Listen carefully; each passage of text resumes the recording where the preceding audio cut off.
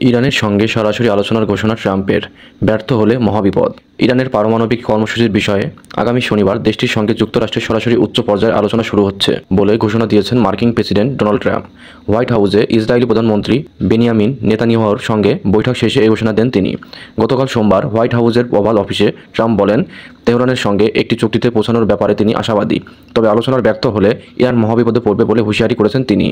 এর আর কয়েক ঘন্টা পর তেহরান নিশ্চিত করেছে শনিবার ওমানে আলোচনা হবে, তবে তারা এটাকে পরোক্ষ আলোচনা বলে উল্লেখ করেছে। ইরানের পররাষ্ট্রমন্ত্রী আব্বাস আরগচি সামাজিক যোগাযোগ মাধ্যমে এক্সে দেওয়া এক পোস্টে লিখেছেন, ইরান ও যুক্তরাষ্ট্র শনিবার ওমানে উচ্চ পর্যায়ের পরোক্ষ আলোচনার জন্য মিলিত হবে। আব্বাস আরগচি আরও লিখেছেন, এটা যতটা সুযোগ ঠিক ততটাই পরীক্ষা। বল এখন যুক্তরাষ্ট্রের কোর্টে। গতকাল ট্রাম্প সাংবাদিকদের বলেন, আমরা ইরানিদের সঙ্গে কাজ করেছি। শনিবার আমাদের খুব বড় বৈঠক আছে এবং আমরা সরাসরি তাদের সঙ্গে কাজ করছি। আলোচনা কোথায় হবে তা অবশ্য ট্রাম্প উল্লেখ করেনি, তবে তিনি জোর দিয়ে বলেছেন, এটা প্রতিনিধিদের মধ্যকার আলোচনা হবে না, এটা অনেকটাই সর্বোচ্চ পর্যায়ে আলোচনা হবে।